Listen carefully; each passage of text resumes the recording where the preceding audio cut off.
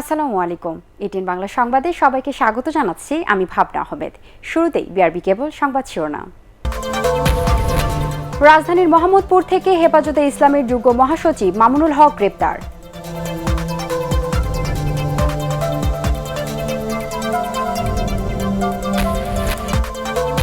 দেশে করোনায় মৃত্যুর নতুন রেকর্ড, একদিনেই 102 জনের প্রাণহানি, আক্রান্ত প্রায় 3700।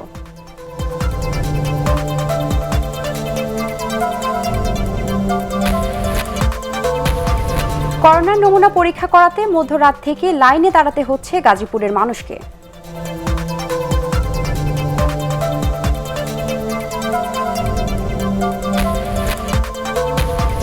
মহাখালীতে ঢাকা উত্তর সিটি কর্পোরেশনের 1000 শয্যার কোভিড হাসপাতাল চালু।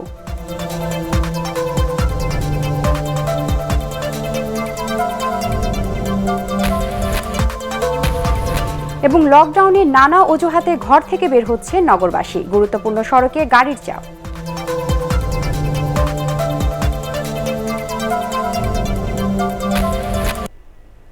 শুনছিলেন বিআরবি কেবল সংবাদ শিরোনাম।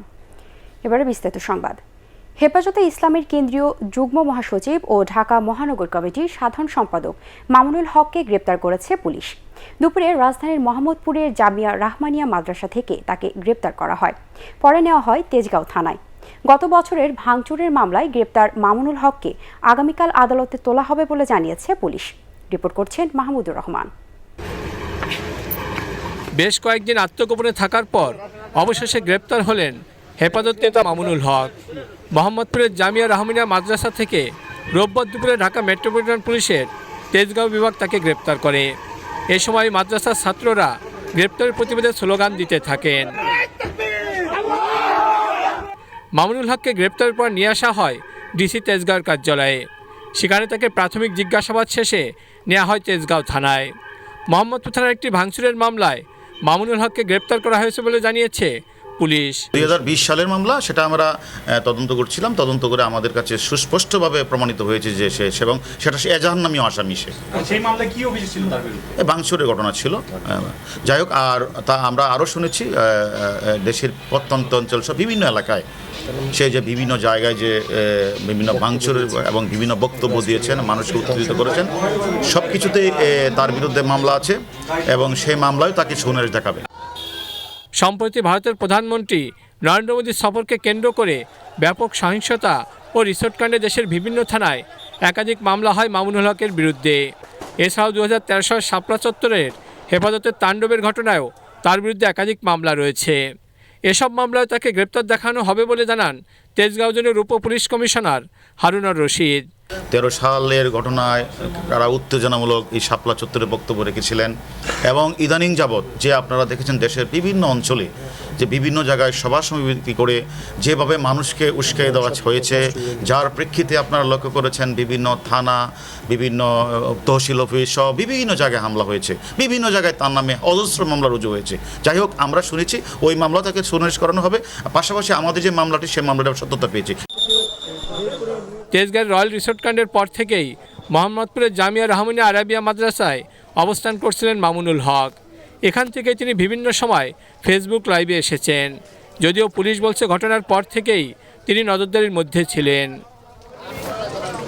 মাহমুদুর রহমান, এটিএন বাংলা, ঢাকা।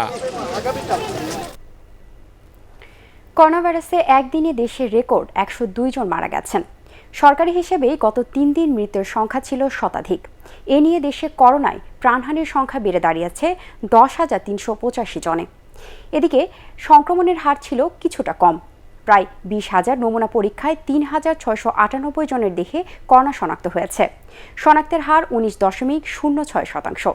আরও জানাচ্ছেন মইনুল আহসান।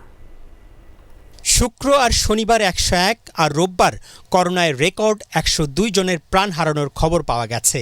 স্বাস্থ্য অধিদপ্তরের হিসেবে টানা 3 দিন অদৃশ্য এই ভাইরাসে মৃতের সংখ্যা ছিল শতাধিক।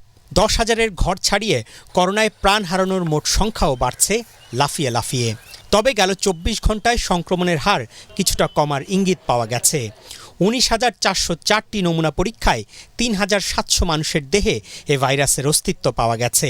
শনাক্তের হার 19.06%। এই ভ্যারিয়েন্টের মূল সমস্যা হচ্ছে যে সিমটমগুলো আগে থেকে বোঝা যায় না। যখন বোঝা যায় তখন দেখা যায়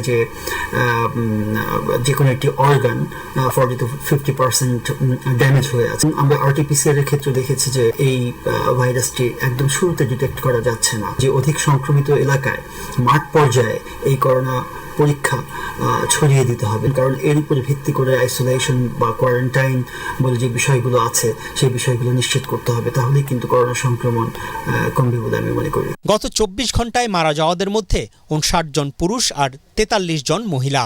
এদিন ঢাকা বিভাগেই প্রাণ হারিয়েছে 68 জন, আর চট্টগ্রামে মারা গেছে দ্বিতীয় সর্বোচ্চ 22 জন। স্বাস্থ্য অধিদপ্তরের তথ্য অনুযায়ী দেশে এ পর্যন্ত করোনায় মারা যাওয়াদের প্রায় 60 ভাগই ঢাকা বিভাগের। মইনুল আহসান, ATN বাংলা, ঢাকা। করোনা নমুনা পরীক্ষা করাতে মধ্যরাত থেকে লাইনে দাঁড়াতে হচ্ছে গাজীপুরবাসীকে। শহীদ তাজউদ্দিন মেডিকেল কলেজ হাসপাতালের একটি মাত্র বুথ থাকায় 6 ঘন্টা অপেক্ষা করেও নমুনা দিতে ব্যর্থ হচ্ছেন অনেকে। হাসপাতাল কর্তৃপক্ষ বলছে, জনবল সংকট আর একটি মাত্র PCR ল্যাবের কারণে রোগীদের সেবা দিতে হিমশিম খেতে হচ্ছে। গাজীপুর থেকে ফিরে রিপোর্ট করছেন আপিল মাহমুদ। করোনা পরীক্ষা করাতে রাত 12টায় এসে গাজীপুরের শহীদ তাজউদ্দিন মেডিকেল কলেজ হাসপাতালে 3 নম্বরে সিরিয়াল পেয়েছেন কাপাসিয়ার রাজীব রানা। তার মতো অনেকেরই নমুনা দিতে এসে লাইনে দাঁড়িয়ে থাকতে হচ্ছে রাতভর। রাত্র 12:30 আসছি, আইসা দেখি এখন 2 জন মহিলা, একজন বয়স্ক আর একজন পুরুষ। ঠিক আছে, এরা 10:30 আইসা ওখানে উপস্থিত। আমি পাইলাম 12:30 আইসা 3 নম্বর সিরিয়াল। ওইখানে অনেক সময় লম্বা সিরিয়াল। এখানেও এটা যদি আরেকটু তাড়াতাড়ি হয় তাহলে রোগীর জন্য ভালো হতো। হাসপাতালটিতে দিনে মাত্র 80 জনের নমুনা নেওয়া হলেও নমুনা দিতে আসা রোগীর সংখ্যা অন্তত দ্বিগুণ। তাই পরীক্ষা করাতে না পেরেই ফিরে যান অনেকে। এখানে কোনো সিরিয়াল মেনটেন হয় না, এখানে সব গদামিল। শুধু নমুনা পরীক্ষার দুর্ভোগ নয়, করোনা ওয়ার্ডে ভর্তি রোগীরাও সঠিক সেবা পাচ্ছেন না বলে অভিযোগ করেন রোগীদের স্বজনরা। এই জায়গাটাও খালি দেখতেছি, এই জায়গাটাও খালি দেখতেছি, যেখানে লোক লাগে 3 সেকেন্ড একদিন কাজ করাচ্ছে। বর্তমানে হাসপাতালের 13টি টেকনিশিয়ান পদের মধ্যে 60টি খালি, বাকি 6 জনের 3 জন কোয়ারেন্টাইনে থাকায় নমুনা সংগ্রহ কঠিন হয়ে পড়েছে বলে জানান হাসপাতালের পরিচালক। পরে আসলে ভিড় হবে দেখে আগে এসে লাইন ধরে, ওরা তো তাও ওনাদেরকে বলা হয় না যে এখানে আমাদের অফিসটা শুরুর আগে কাউকে আসতে বলা হয় না, ওনারা নিজেরা হয়তো নিজেদের সুবিধার জন্য আসেন। টেকনোলজিস্ট লেভেলের জনবল আগের থেকে কিন্তু কম, 13 জনের মধ্যে আমাদের 6 জন আছে, 7টা শর্ট। এখানকার একটি মাত্র ল্যাবে প্রতিদিন আশপাশের আরও 60টি স্বাস্থ্য কমপ্লেক্সের অন্তত 188টি নমুনা পরীক্ষা করা হয়। নতুন আরেকটি ল্যাব বসানোর কাজ শুরু হলেও নমুনা সংগ্রহের বুথ বাড়ানোর বিষয়ে কোনো সিদ্ধান্ত হয়নি বলেও জানান মেডিকেল কলেজটির মাইক্রোবায়োলজি বিভাগীয় প্রধান। বুথ ছাড়া খোলা মাঠে স্যাম্পল কালেকশন করা যাবে না। শুধুমাত্র তাজউদ্দিন মেডিকেল কলেজের একটা মাত্র বুথ আছে, অন্য কোনো বুথ গাজীপুর শহরে নাই। বেশ কয়েকটা মিটিং এইভাবে সিদ্ধান্ত হয়েছে যে এর মাধ্যমে সিটি কর্পোরেশনকে এবং জেলা প্রশাসকের অফিসকে জানানো হবে, কারণ ওনারা বুথের সংখ্যাটা বাড়ানোর অথরিটি। আমরা চাইলেই হচ্ছে না, বুথের সংখ্যা বাড়লে এই প্রবলেমটা সমাধান হয়ে যাবে। 500 শয্যার হাসপাতালটিতে করোনা রোগীর সেবার মান বাড়াতে আরও 100 নতুন বেড সংযোজন করা হচ্ছে বলেও জানায় হাসপাতাল কর্তৃপক্ষ। Appeal Mahmud, ATN Bangla, Gazipur. 112 বেডের আইসিইউ সুবিধা নিয়ে রাজধানীর মহাখালীতে চালু হলো ঢাকা উত্তর সিটি কর্পোরেশনের 1000 শয্যার বিশেষায়িত করোনা হাসপাতাল। দেশের সবচেয়ে বড় এই কোভিড হাসপাতাল উদ্বোধন করে স্বাস্থ্যমন্ত্রী বলেন, তরুণ যুবদের অসচেতনতার কারণে মৃত্যু ঝুঁকিতে পড়েছেন বয়স্করা। ফজর রাব্বির রিপোর্ট। মহাখালীতে ঢাকা উত্তর সিটি কর্পোরেশনের বিশাল এই মার্কেটে স্থাপন করা হয়েছে 1000 শয্যার বিশেষায়িত করোনা হাসপাতাল। গুরুতর সংক্রমিতদের জন্য এই হাসপাতালে থাকছে 112 শয্যার আইসিইউ, আর হাই ফ্লো অক্সিজেন সুবিধার HDU বেড থাকছে 100-র উপরে। এছাড়া 500 বেডে থাকছে সেন্ট্রাল অক্সিজেন সুবিধা, এক্সরে, সিটি স্ক্যান, ডায়ালাইসিস সহ প্রয়োজনীয় সাধারণ সুবিধা থাকছে এই হাসপাতালে। ডিএনসিসি কোভিড ডেডিকেটেড হাসপাতালের উদ্বোধন করে স্বাস্থ্যমন্ত্রী জাহিদ মালিক জানান, সারা দেশে বর্তমানে অক্সিজেন সুবিধার আওতায় এসেছে 12,000 বেড। কাজ চলছে প্রয়োজন অনুযায়ী সক্ষমতা বাড়ানোর।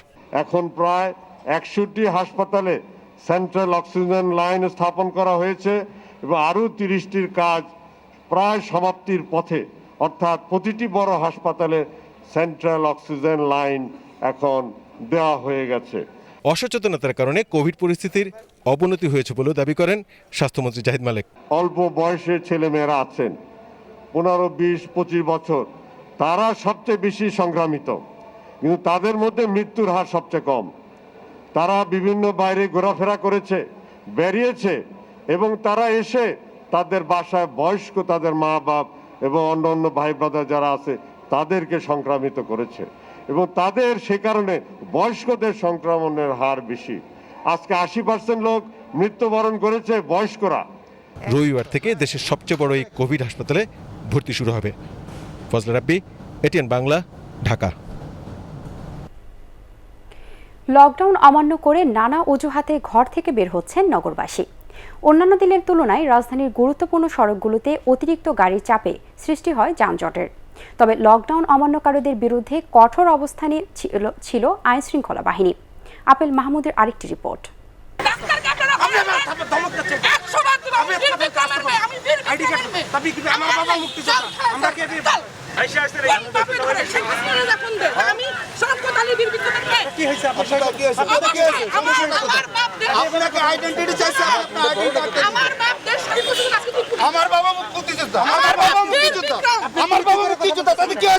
রাজধানীর এলিফ্যান্ট রোডের চেকপয়েন্টে নিজেকে ডাক্তার পরিচয় দিলেও পরিচয়পত্র দেখাতে পারেননি বঙ্গবন্ধু শেখ মুজিব মেডিকেল বিশ্ববিদ্যালয়ের রেডিওলজি বিভাগের সাইদা শওকত।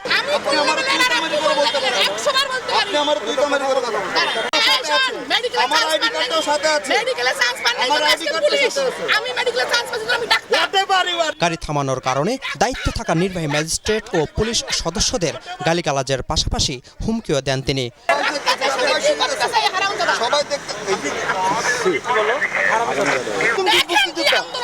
আমার বাবা নিজে যুদ্ধ, আপনি কি আন্দোলনে ভয় দেখাচ্ছেন? আমি শেখ হাসিনার সৈনিক।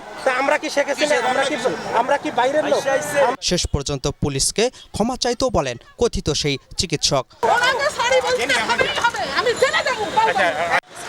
লকডাউন নিষেধাজ্ঞা অমান্য করে এদিন যারা সড়কে বের হয়েছিলেন তাদের বিরুদ্ধে আইনগত ব্যবস্থা নেয় আইন শৃঙ্খলা বাহিনী। আইন বিধি লঙ্ঘন করে সেই করছে, এই মামলা দিছে। অনেকের মুভমেন্ট পাস দেখছি চিটংয়ের আছে, তিনি ঢাকায় ব্যবহার করছেন, অযথা কারণ ছাড়া ঘোরাঘুরি করছেন, তাদেরকে আমরা জরিমানার মামলা দিচ্ছি এবং জরিমানার আওতা আনছি এবং আমরা তাদেরকে কড়াভাবে সতর্ক করছি।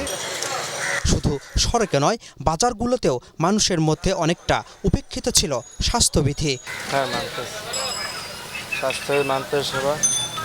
Apple Mahmud, ATN Bangla, Dhaka. সর্বাত্মক লকডাউনের মধ্যে সবচেয়ে বেশি সংকটে রয়েছে নিম্ন আয়ের মানুষ। কাজ না থাকায় আয় রোজগার বন্ধ, আর সরকারি বেসরকারিভাবে এখন পর্যন্ত কোনো সহায়তা পাননি তারা। মানবেতর জীবন কাটছে তাদের। আর জানাচ্ছেন হুমায়ুন চিস্তি। কঠোর লকডাউনের মধ্যেই নিত্যদিনের মতো কাজের সন্ধানে মোহাম্মদপুর শিয়া মসজিদের সামনে হাজির হয়েছেন দিনমজুররা, কিন্তু গত 2 সপ্তাহ ধরে কোনো কাজ নেই তাদের। 15 দিনের ভিতরে মনে করুন, হ্যাঁ, এই 2 দিন কাম করেছি। 7টার সময় আইছি, এই 10টা 11টা বাজে, ওনা কি করবো, কেউ তো নেয় না। সপ্তাহ ধরে কাম নাই, পোলাপান ঘরের মধ্যে বাতে কান্তাছে। ফেরে তো লকডাউন নাই, ফেরে তো আমি খাইতে হইব, আমাকে তো খাওয়া দাওয়া নাই। 1 সপ্তাহ হয়ে আসছে, লুরু বুরু করতেছে, আর 1 সপ্তাহ গেলে তো মরণই লাগবে, সবাই মরণ লাগবে। আপনারা আমরারে বাঁচান, আমরারে কাজ ব্যবস্থা করে দেন, কাজ করি। ভাঙা পানিয়ে দোকানে বসছেন চা বিক্রেতা জসিম, তবে ক্রেতারা হবে তেমন বেচাকেনা নেই। রাখায় থাকতে পারবো না, কিন্তু চা বিস্কিট লিয়ে বুঝি, তাও করতে পারতেছি না ঠিক মতো। ফুটপাতের দোকানপাট দেখে ফুটপাতের দোকানপাট খুলতে পারবো না। রোজগারের চেষ্টায় রিক্সা নিয়ে বের হলেও যাত্রী তেমন নেই, তার উপর আছে পুলিশের ভয়। লকডাউনে কাজকর্ম বন্ধ থাকায় রিক্সা চালক ছাড়াও নিম্ন আয়ের অন্য পেশার মানুষরাও রয়েছেন দুশ্চিন্তায়। কাম নাই, ভাত নাই, কেমনে না খাইয়া বাঁচু। বেলা বাজে 12টা, মাত্র কামাইলাম 80 টাকা, রিক্সা ভাড়া আমার 100 টাকা। একটা টিপ মারছি, পুলিশ আমারে 2 ঘন্টা বয়ে রাখছে। লকডাউন দিছে, সব গাড়ি চলে, রিক্সা গেলে আম করে উল্টাই দিয়ে দেয়। গত বছর করোনা সংক্রমণ বাড়লে ঘরে থাকার নির্দেশনা দিয়ে 26 মার্চ থেকে সাধারণ ছুটি ঘোষণা করে সরকার। তখন সরকারের পাশাপাশি বিভিন্ন বেসরকারি প্রতিষ্ঠান ও ব্যক্তি উদ্যোগে ত্রাণ সহায়তা দেওয়া হয়। তবে এবছর লকডাউনে তেমন কোনো উদ্যোগ নেই। এইবার তো লকডাউনে কোনো কিছু দেয় না, গরিব তো না খায় মরতেছে। এইভাবে অত্যাচার করে, তাহলে আমরা যাবো কোথায়? আমাকে তো কিছু দিলও না সরকার। এই যে একটা বড় লকডাউন গেল, আমাকে কি দিছে? আমাকে এক মাস চাউল না, কি কোনো কিছুই না, আমরা কিভাবে চলি কোন? যান। বিশেষজ্ঞরা বলছেন লকডাউনের সুফল পেতে হলে অবশ্যই সবাইকে থাকতে হবে ঘরে, আর এজন্য নিম্ন আয়ের মানুষের জন্য সাহায্যের ব্যবস্থা করতে হবে। প্রতিনিয়ত বেড়ে চলা করোনা সংক্রমণ ঠেকাতে লকডাউনের বিকল্প নেই, এটি যেমন সত্য, বেঁচে থাকার জন্য ক্ষুধা নেই বারণ তেমনি একটি চরম সত্য। তাই করোনা সংক্রমণের ঝুঁকি মাথায় নিয়েই কাজের সন্ধানে বের হচ্ছেন শ্রমজীবী মানুষ। তারা বলছেন সরকারি বা বেসরকারিভাবে ত্রাণের ব্যবস্থা হলে এই লকডাউনের মধ্যে পরিবার পরিজন নিয়ে কোনোভাবে বেঁচে থাকতে পারতেন তারা। হুমায়ুন চিস্তি, এটিএন বাংলা, ঢাকা। করোনা মোকাবেলায় সরকারের পাশাপাশি সব শ্রেণী পেশার মানুষকে অসহায় ও কর্মহীন মানুষের পাশে দাঁড়ানোর আহ্বান জানিয়েছেন আওয়ামী লীগ সাধারণ সম্পাদক ওবায়দুল কাদের। রাজধানীর সরকারি বাসভবন থেকে ব্রিফিংয়ে তিনি এসব আহ্বান জানান। লকডাউনে দেশের কর্মহীন মানুষের আর্থিক সুরক্ষার উদ্যোগ নেওয়া হয়েছে বলেও জানান তিনি। ওবায়দুল কাদের আরও বলেন, 1,25,00,000 পরিবারকে খাদ্য সহায়তা দেওয়ার পরিকল্পনা নিয়েছে সরকার। করোনা মহামারীর বৈশ্বিক সংকটে বাংলাদেশে যারা অসহায় কর্মহীন তাদের সহযোগিতা সরকারের পাশাপাশি আসুন দলমত নির্বিশেষে সকল শ্রেণী পেশার মানুষ মানবিকতার হাত প্রসারিত করি। করোনাভাইরাস ও প্রাকৃতিক দুর্যোগে ক্ষতিগ্রস্ত নিম্ন আয়ের 36 লাখ পরিবারকে আর্থিক সহায়তা দেওয়ার ঘোষণা দিয়েছে প্রধানমন্ত্রী শেখ হাসিনা। প্রধানমন্ত্রীর প্রেস সচিব এহসানুল করিম জানিয়েছেন, নিম্ন আয়ের পরিবার প্রতি 2,500 টাকা ও প্রাকৃতিক দুর্যোগে ক্ষতিগ্রস্ত প্রত্যেক কৃষক পরিবারকে 5,000 টাকা করে দেওয়া হবে। এ বাবদ সরকারের ব্যয় হবে 930 কোটি টাকা। গত 4 এপ্রিল শিলাবৃষ্টি ও ঘূর্ণিঝড়ে দেশের 36 জেলার 1 লাখ কৃষক ক্ষতিগ্রস্ত হয়। এছাড়া করোনা পরিস্থিতিতে কাজ হারানো দিনমজুর, কৃষক, শ্রমিক, গৃহকর্মী ও মোটর শ্রমিক সহ অন্যান্য পেশায় নিয়োজিত 35 লাখ মানুষকে এই সহায়তা দেওয়া হবে। করোনাভাইরাসের দ্বিতীয় ঢেউয়ের ক্ষতি সামলাতে প্রণোদনার পাশাপাশি অনুদানের দাবি জানিয়েছেন ব্যবসায়ীরা। বাজেটে কর স্তর ও রাজস্ব কাঠামো সহজ করার দাবি তাদের। অর্থমন্ত্রী আহমদ মোস্তফা কামালের সাথে বাজেট পরামর্শ কমিটির সভায় করোনাকালীন সময়ে ব্যবসা বাণিজ্য চালিয়ে নিতে একাধিক নীতির সহায়তা চান ব্যবসায়ীরা। এ সময় অর্থমন্ত্রী বলেন, এনবিআর এর সাথে আলোচনা করেই এসব দাবি পর্যালোচনা করা হবে। শারফুল আলমের রিপোর্ট। করোনা ভাইরাসের কারণে 1 বছরেরও বেশি সময় ধরে সীমিত পরিসরে চলছে ব্যবসা বাণিজ্য। এই পরিস্থিতির শিকার ছোট বড় সব ব্যবসা ও উদ্যোক্তারা। দেশে বা বিদেশে সব ক্ষেত্রেই ব্যবসা করতে গিয়ে মূলধন হারাচ্ছেন অনেকেই। অনেক কারখানায় প্রতিনিয়ত চলছে কর্মী ছাঁটাই। এই অবস্থার মধ্যেই আগামী অর্থবছরের জন্য বাজেট প্রণয়নের প্রস্তুতি নিচ্ছে সরকার। বাজেট পরামর্শ কমিটির অনলাইন সভায় অর্থমন্ত্রীর কাছে তাদের দাবি দাওয়া তুলে ধরেন ব্যবসায়ীরা। রপ্তানি সংশ্লিষ্ট স্থানীয়ভাবে সংগৃহীত সকল পণ্য সেবার ক্ষেত্রে ভ্যাট মওকুফ ও রিটার্ন দাখিল করা থেকে অব্যাহতি প্রদান করার জন্য আমি অনুরোধ করছি। ই বুক যে ট্রানজ্যাকশন গুলো যে নিয়ে যে উদ্যোক্তারা কাজ করছে তাদেরকে একটি স্পেশাল কোড অর্থাৎ আইটিএস এর অন্তর্ভুক্ত করার জন্য আমরা একটা স্পেশাল রিকোয়েস্ট করেছি। ব্যবসায়ীদের শীর্ষ সংগঠন বিসিসিআই সভাপতি শেখ ফজলে ফাহিম বলেন, করোনায় জীবন ও জীবিকা হুমকিতে রয়েছে। স্বাস্থ্য সুরক্ষা নিশ্চিত করে প্রণোদনার পাশাপাশি নগদ অর্থ সহায়তা দিতে হবে। এ সময় এনবিআর চেয়ারম্যান আবু হানা মোহাম্মদ রহমাতুল মনিম জানান, জাতীয় রাজস্ব বোর্ডকে ব্যবসা বান্ধব করতে উদ্যোগ নিচ্ছে সরকার। Automated integrated revenue framework, compliant nation এবং অ্যাক্সেস টু ফাইন্যান্স এবং অল্টারনেটিভ ক্রেডিট রিস্ক অ্যাসেসমেন্ট করে ইনশিওরড এন্টারপ্রাইজ এবং ইনভেস্টমেন্টের মাধ্যমে এলডিসি কমপ্লায়েন্ট নেশনের দিকে আমরা ইনশাআল্লাহ এগিয়ে যাব।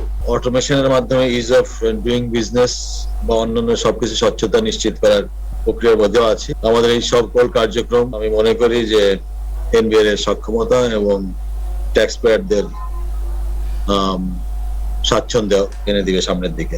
সবাই অর্থমন্ত্রী বলেন, অর্থনীতিকে সচল রাখতেই ব্যবসায়ীদের দাবি দাবা যাচাই করা হবে। রেভিনিউ অর্জন করাটা এই সময় কঠিন কাজ। এই দুইয়ের মাঝে একটা সংমিশ্রণ থাকবে।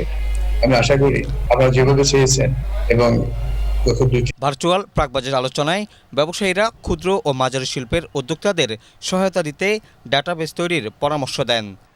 শারফুল আলম, এটিএন বাংলা, ঢাকা। করোনা মোকাবেলায় বিশ্ব ব্যাংকের সহায়তায় $7.5 million COVID-19 enterprise response fund গঠন করা হয়েছে।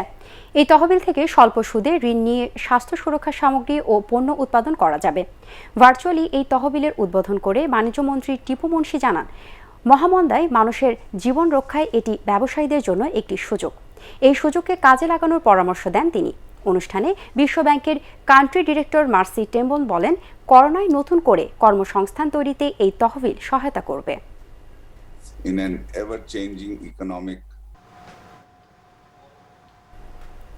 দলের সাবেক সাংগঠনিক সম্পাদক ইলিয়াস আলীর নিখোঁজ হওয়ার সাথে নিজ দলের কয়েকজন নেতা জড়িত।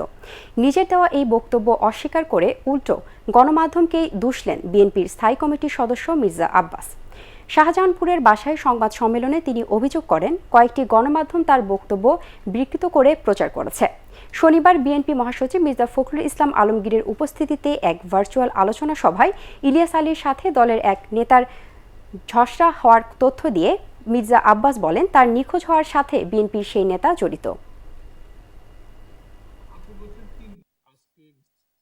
বিএনপি নেতারাই ইলিয়াস আলী গুম করেছে, এই কথাটা কি আমি বিএনপির স্ট্যান্ডিং কমিটির সদস্য হয়ে আমার পক্ষে বলা সম্ভব? অর্থাৎ নিজের মাথার মধ্যে নিজে বোম ফুটানো, এটা সম্ভব না। আমার সহজ সরল মনের সরল উক্তিগুলোকে বিকৃত করে যার যেখান দিয়ে প্রয়োজন কেটে ছিঁড়ে পোস্টমর্টম করে কাটপিস করে ইচ্ছা মতো লাগিয়ে দেওয়া হয়েছে। শ্রদ্ধা আর ভালোবাসায় রাজধানীর বনানী কবরস্থানে চিরনিদ্রায় শায়িত হয়েছেন ঢাকাই সিনেমার সোনালী দিনের সুপারস্টার ওয়াসিম। এর আগে বাদজোহর গুলশান আজাদ মসজিদ ও বনানী কবরস্থানে তার নামাজে জানাজা অনুষ্ঠিত হয়।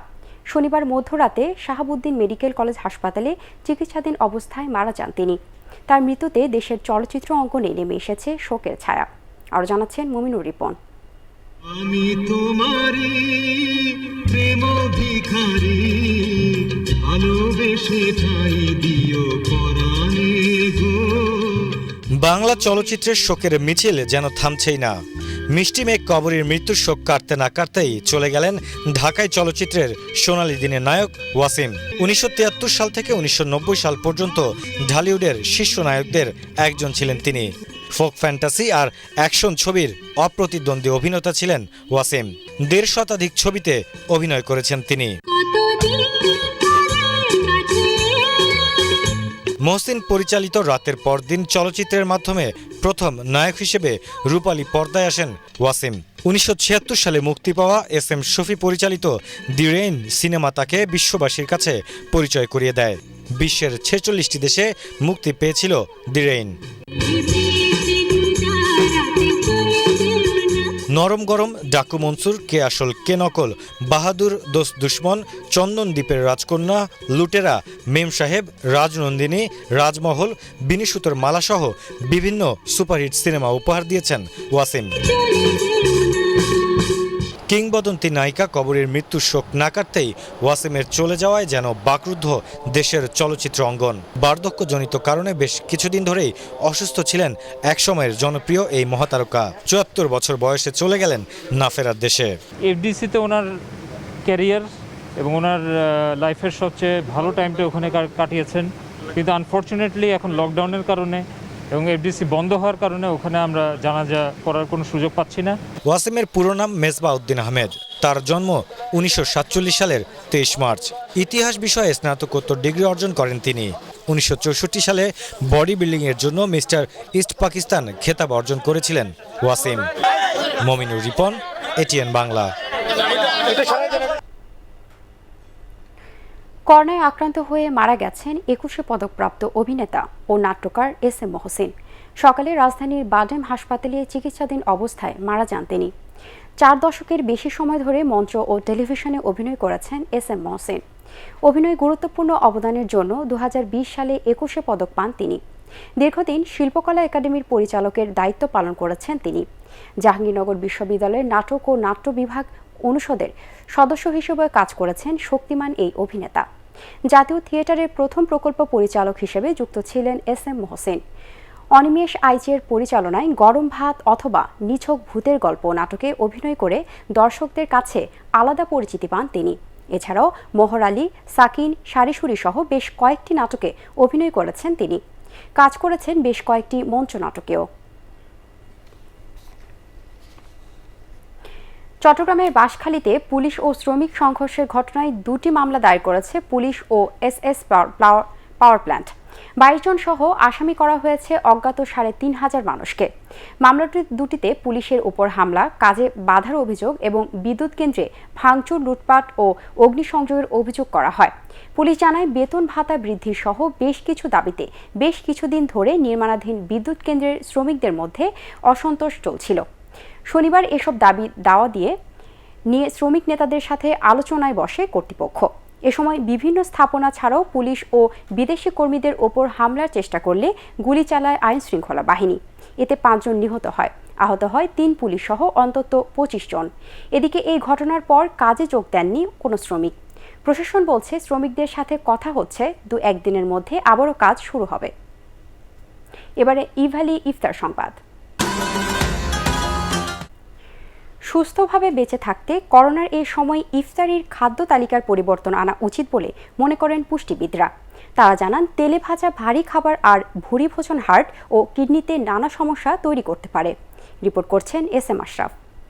আসলে এটা অনেক সমস্যা করে, তারপরে এগুলো না খেলে মনে হয় যেন ইফতারি রমজান মাসে আমাদের পরিপূর্ণ হয় না। পেট ও মনের এই চাহিদা পূরণ করতে গিয়ে নিজের অজান্তে মানুষ যে কতটা বিপদ ডেকে আনছেন তা নিয়ে অনেকেরই ধারণা নেই।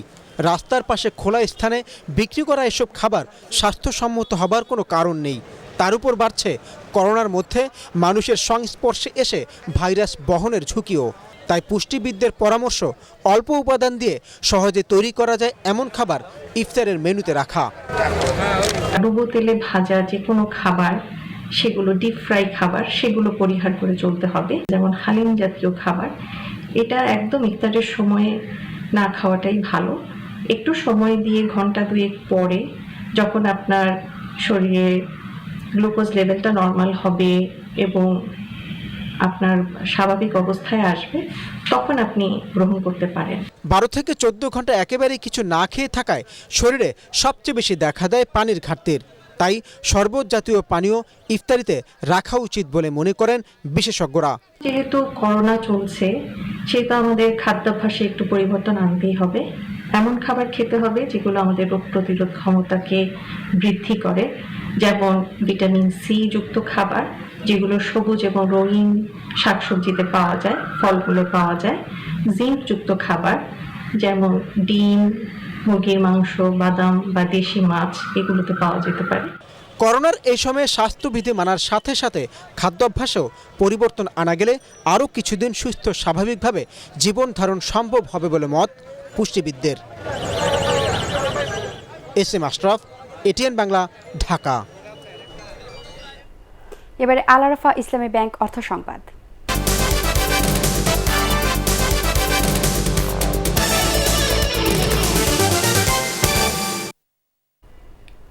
ঢাকার আশুলিয়া ও ধামরায়ে এবার ভুট্টার বাম্পার ফলন হয়েছে।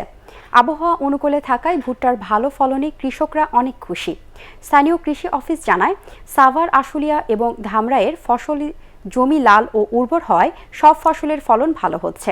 এবার এই এলাকায় কয়েকশো হেক্টর জমিতে ভুট্টার বাম্পার ফলন হয়েছে। এবারে আন্তর্জাতিক সংবাদ।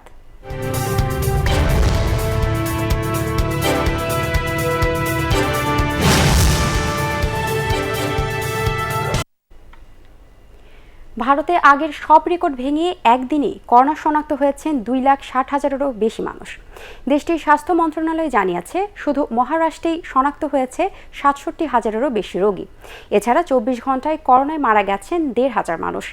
এ নিয়ে মৃতের সংখ্যা ছাড়িয়েছে 1,77,000, আর আক্রান্তের সংখ্যা প্রায় 1,47,00,000। এ অবস্থায় দেশটিতে দেখা দিয়েছে অক্সিজেন সহ অন্যান্য মেডিকেল সামগ্রী এবং ভ্যাকসিন স্বল্পতা। পরিস্থিতি পর্যালোচনায় উচ্চ পর্যায়ে বৈঠক করেন প্রধানমন্ত্রী নরেন্দ্র মোদী। বৈঠকে সক্ষমতা থেকে পরিপূর্ণভাবে ব্যবহারের নির্দেশনা দেন তিনি। জলবায়ু পরিবর্তন ইস্যুতে অন্যান্য দেশের সাথে মিলেমিশে কাজ করবে যুক্তরাষ্ট্র ও চীন। সাংহাইয়ে গত সপ্তাহে মার্কিন প্রেসিডেন্টের বিশেষ দূত জন কেরির সাথে আলোচনায় এই বিষয়ে ইতিবাচক মনোভাব দেখিয়েছে বেইজিং। কয়েক দফায় এই বৈঠকে অংশ নেন চীনের জলবায়ু পরিবর্তন বিষয়ক দূত শি জেংহুয়া। এক যৌথ বিবৃতিতে কার্বন নির্গমন কমিয়ে আনতে সুনির্দিষ্ট পদক্ষেপ নিতে ঐকমত্য প্রকাশ করেছেন দুই দেশ। চলতি সপ্তাহে ভার্চুয়াল জলবায়ু সম্মেলন করতে যাচ্ছেন মার্কিন প্রেসিডেন্ট জো বাইডেন। এ লক্ষ্যেই সম্মেলনের আগে বাংলাদেশ সহ বিভিন্ন দেশ সফর করেন জলবায়ু পরিবর্তন বিষয়ক তার দূত জন কেরি। আগামী 22 এপ্রিল থেকে মার্কেট ও দোকান খুলে দেওয়ার দাবি জানিয়েছে বাংলাদেশ দোকান মালিক সমিতি। নিউ মার্কেট দোকান মালিক সমিতির কার্যালয়ে সংবাদ সম্মেলনে এ দাবি জানান সংগঠনের সভাপতি হেলাল উদ্দিন। তিনি বলেন, লকডাউনে মার্কেট ও দোকান বন্ধ রেখেছেন ব্যবসায়ীরা। তিনি দাবি করেন, এই মুহূর্তে কর্মচারীদের বেতন ভাতা দেওয়ার ক্ষমতাও তাদের নেই। সকাল 11টা থেকে রাত 8টা পর্যন্ত স্বাস্থ্যবিধি মেনে মার্কেট ও দোকান খুলে দেওয়ার জন্য সরকারের প্রতি আহ্বান জানান ব্যবসায়ীরা। লকডাউনে রাজধানীর মহাখালী বাস টার্মিনালে কর্মহীন প্রায় 1200 পরিবহন শ্রমিকের মধ্যে ত্রাণ বিতরণ করা হয়েছে। বাংলাদেশ সড়ক পরিবহন মালিক সমিতির মহাসচিব খন্দকার এনায়েত উল্লাহর উদ্যোগে ত্রাণ সামগ্রী হিসেবে চাল, আলু, তেল এবং পেঁয়াজ দেওয়া হয়। এ সময় এনায়েত উল্লাহ বলেন, লকডাউনে শুধুমাত্র রাজধানীতে কর্মহীন হয়ে পড়েছেন লক্ষাধিক পরিবহন শ্রমিক। সবাইকে ত্রাণ সহায়তা দেওয়ার জন্য পরিবহন মালিক সমিতিকে উদ্যোগ নেওয়ার আহ্বান জানান তিনি। এবারে পার্টেক্স খেলার খবর।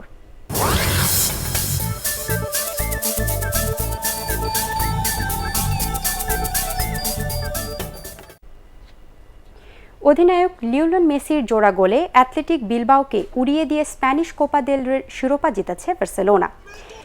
ফাইনালে বিলবাওকে 4-0 গোলে উড়িয়ে দেয় কাতালানরা। যদিও খেলার প্রথমার্ধে বার্সেলোনাকে গোলশূন্য অবস্থায় রুখে দিয়েছিল বিলবাও, কিন্তু দ্বিতীয়ার্ধে 12 মিনিটের মধ্যে তাদের রক্ষণ প্রাচীর গুড়িয়ে দেয় রোনাল্ড কোম্যানের দল। 60 মিনিটে আন্তোনিও গ্রিজম্যান ও 66 মিনিটে ডে জয়ের গোলে এগিয়ে যায় কাতালানরা। এরপর 68 ও 72 মিনিটে জোড়া গোল করেন দলের প্রাণভোমরা লিওনেল মেসি। এ নিয়ে সর্বোচ্চ 31 বার কোপা দেল রের শিরোপা জিতল বার্সেলোনা। শ্রীলঙ্কায় প্রস্তুতি ম্যাচের দ্বিতীয় ও শেষ দিনে 225 রানে অল আউট হয়েছে মমিনুল হকের নেতৃত্বাধীন সবুজ দল। তামিম ইকবালের লাল দলের বিপক্ষে মধ্যাহ্ন বিরতি পর্যন্ত 3 উইকেটে 89 রান এবং চা বিরতি পর্যন্ত 5 উইকেটে 172 রান তোলে তারা। লিটন দাস সর্বোচ্চ 64 রান করে বিশ্রামে যান। অধিনায়ক মমিনুল হক 47 এবং মোহাম্মদ মিঠুন 28 রান করেন। মেহেদী হাসান মিরাজ 41 রানে 3 উইকেট নেন। কাতুনায়কে স্টেডিয়ামে প্রথম দিনে 6 উইকেটে 314 রান তুলে ইনিংস ঘোষণা করে তামিমের লাল দল। শেষ করার আগে বিআরবি কেবল সংবাদ শিরোনাম আরও একবার। রাজধানীর মোহাম্মদপুর থেকে হেফাজতে ইসলামের যুগ্ম মহাসচিব মামুনুল হক গ্রেপ্তার।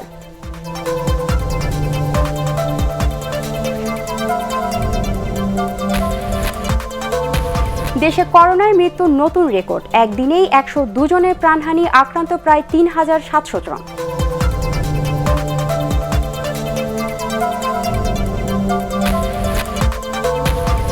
করোনার নমুনা পরীক্ষা করাতে মধ্যরাত থেকে লাইনে দাঁড়াতে হচ্ছে গাজীপুরের মানুষকে।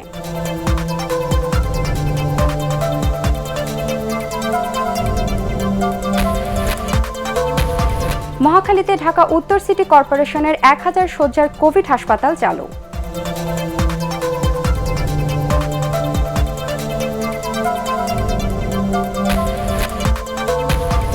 এবং লকডাউনে নানা অজুহাতে ঘর থেকে বের হচ্ছেন নগরবাসী, গুরুত্বপূর্ণ সড়কে গাড়ির চাপ।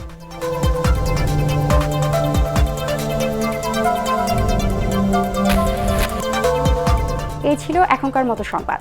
পরবর্তী সংবাদ দেখার আমন্ত্রণ জানিয়ে এখনকার মতো শেষ করছি। করোনা ভাইরাস থেকে নিজেকে সুরক্ষিত রাখতে মাস্ক পরুন এবং বারবার হাত পরিষ্কার করুন। এছাড়া এটিএন বাংলার সংবাদ ইউটিউবে দেখতে ব্রাউজ করুন youtube/ATN বাংলা নিউজ। ধন্যবাদ সবাইকে।